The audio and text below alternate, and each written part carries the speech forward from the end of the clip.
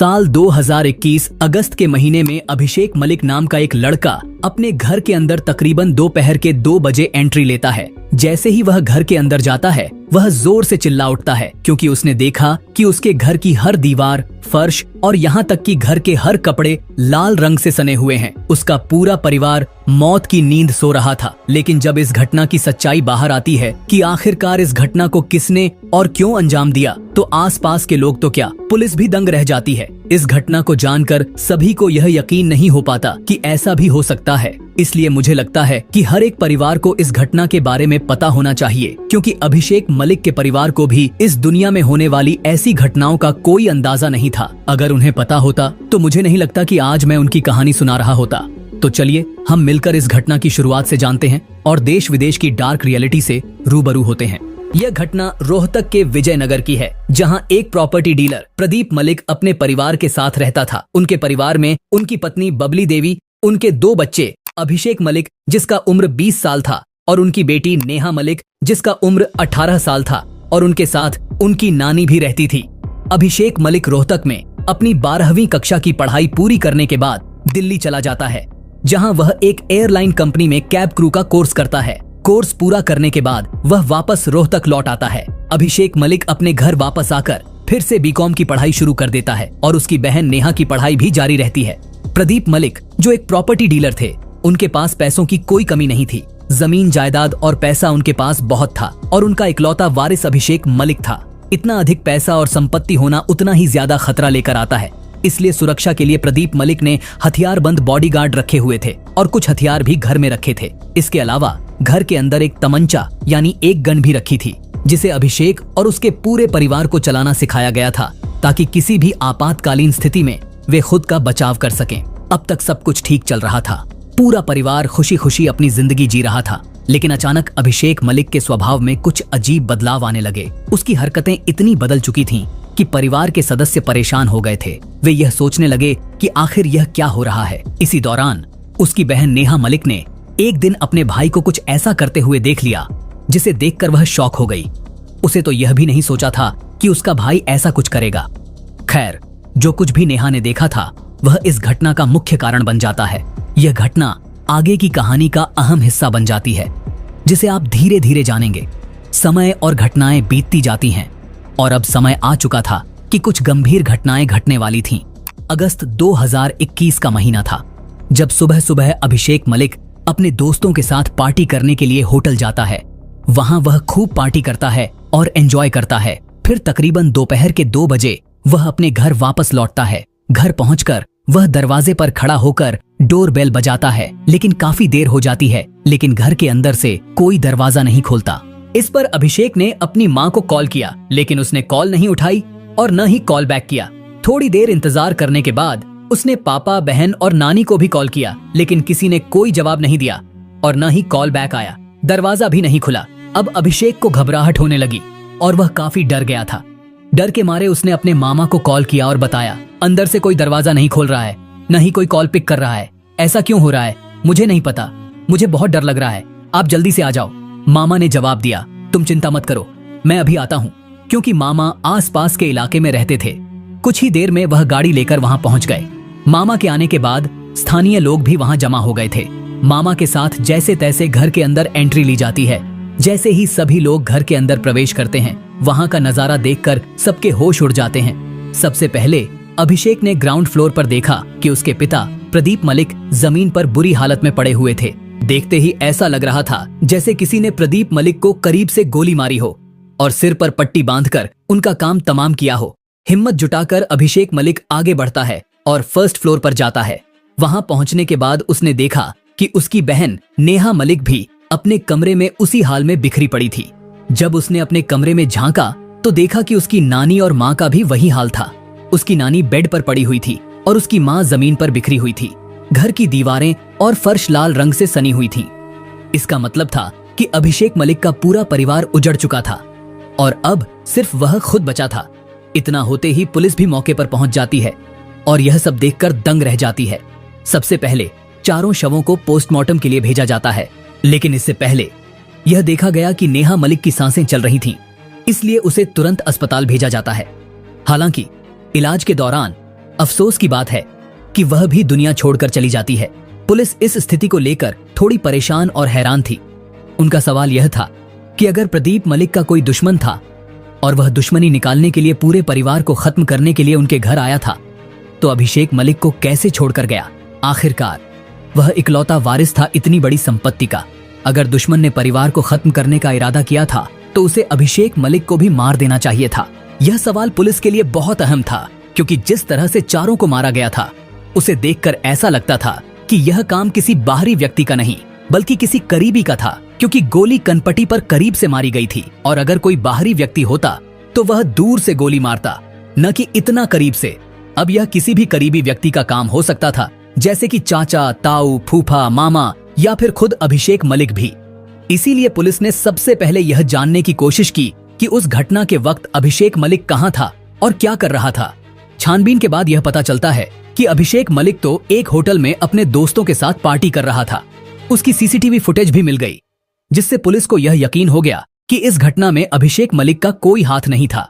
अब इसके अलावा कोई और व्यक्ति इसके लिए जिम्मेदार हो सकता था। पुलिस ने आगे छानबीन करना शुरू कर दिया और सभी से पूछताछ की। सभी प्रॉपर्टी डीलरों से जो प्रदीप मलिक के संपर्क में थे पूछताछ की गई कि कहीं कोई प्रॉपर्टी का विवाद तो नहीं था या किसी से कोई दुश्मनी तो नहीं थी, लेकिन किसी से भी पुलिस को कुछ भी जानकारी नहीं मिली। ना कोई गवाही, ना कोई सबूत और ना ही कोई ऐसा सुराग मिला जिससे इस घटना को नया मोड़ दिया जा सके। लेकिन एक रास्ता अभी भी खुला था और वह था अभिषेक मलिक।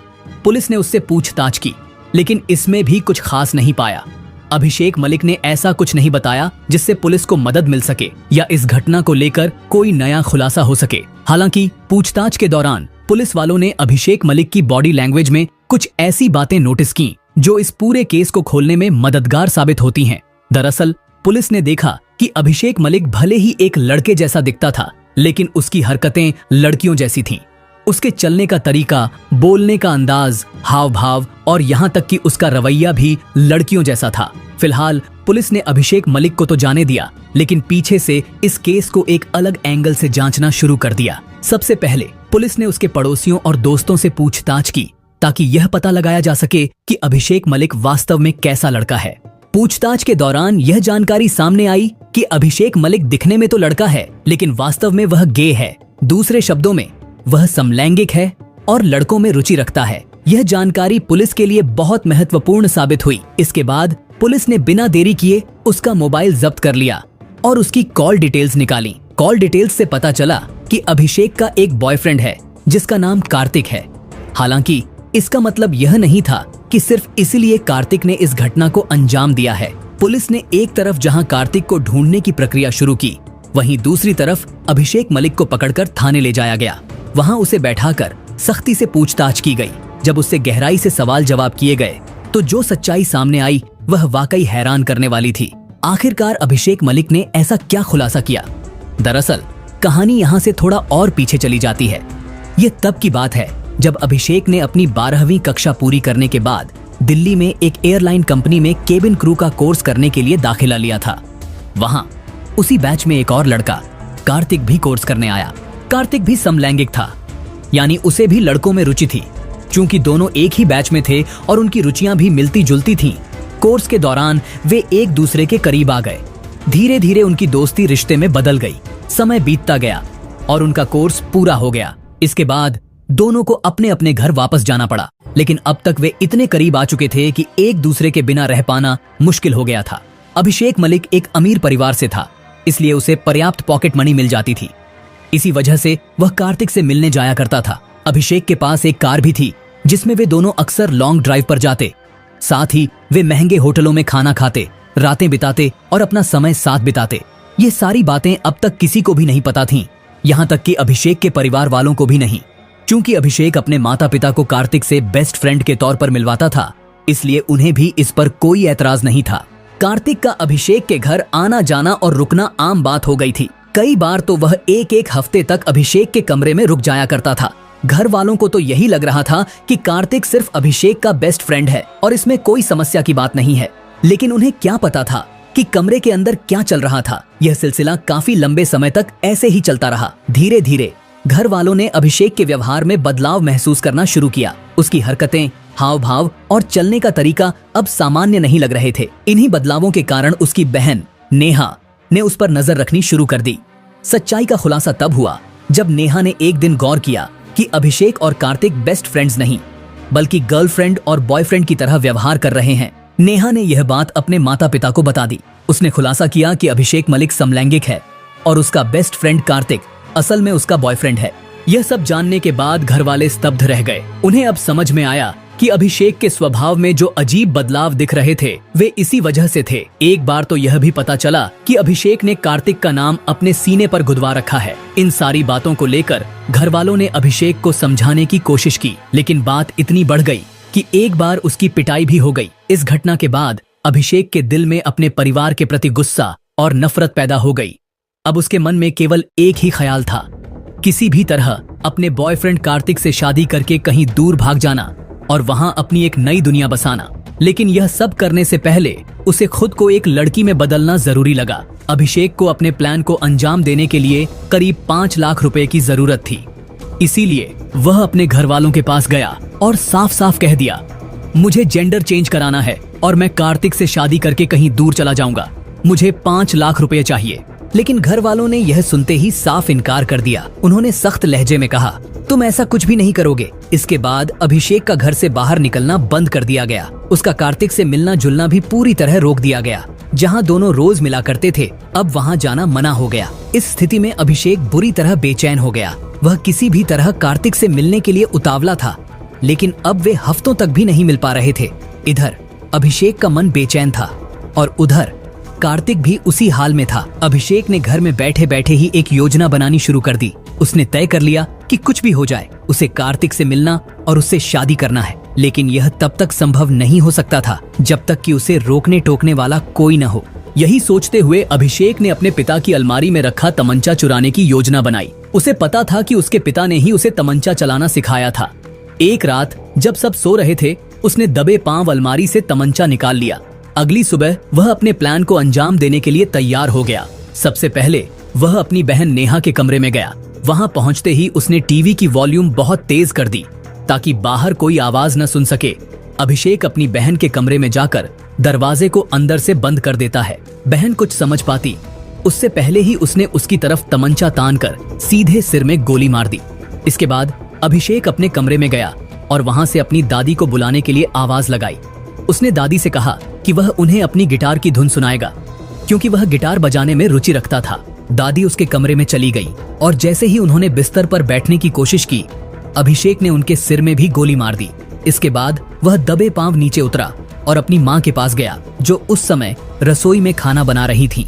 अभिषेक ने अपनी माँ से कहा, नानी मेरे कमरे में है। उसकी माँ खाना लेकर दादी को देने के लिए ऊपर जाने लगी और अभिषेक उनके पीछे पीछे चल दिया। जैसे ही उसकी माँ ने कमरे में दादी का खून से लथपथ शव देखा, वह घबराकर पीछे मुड़ी और अभिषेक से कुछ कहने की कोशिश की। लेकिन इससे पहले कि वह कुछ बोल पाती, अभिषेक ने बिना देर किए उनकी भी सिर में गोली मार दी। अब घर में केवल उसके पिता बचे थे, जो नीचे किसी प्रॉपर्टी डीलर से बातचीत कर रहे थे। अभिषेक दबे पांव अपने पिता के पास पहुंचा और उनके पास जाकर चुपचाप बैठ गया। जैसे ही उसे मौका मिला, उसने बिना देरी किए उनके कनपटी पर बंदूक तानी और गोली चला दी। इस घटना को अंजाम देने के बाद उसने घर के मुख्य दरवाजे को अंदर से लॉक कर दिया। फिर वह चुपके से अपने बॉयफ्रेंड कार्तिक के पास चला गया, जो एक होटल में पार्टी कर रहा था। होटल में पहुंचकर अभिषेक ने पार्टी का भरपूर आनंद लिया। जैसा कि पहले बताया गया था, पुलिस ने होटल की सीसीटीवी फुटेज देखने के बाद यह मान लिया था कि इस घटना में अभिषेक का कोई हाथ नहीं है। लेकिन असलियत यह थी कि अभिषेक ने ही इस भयानक घटना को अंजाम दिया था। होटल में पार्टी के दौरान उसने पूरी मस्ती की। इसके बाद दोपहर को वह घर वापस लौट आया और एक ड्रामे का मंचन शुरू कर दिया। उसने इतनी बेहतरीन एक्टिंग की कि शायद एक पल के लिए खुद को भी यह यकीन नहीं हुआ होगा कि उसने इस घटना को अंजाम दिया है।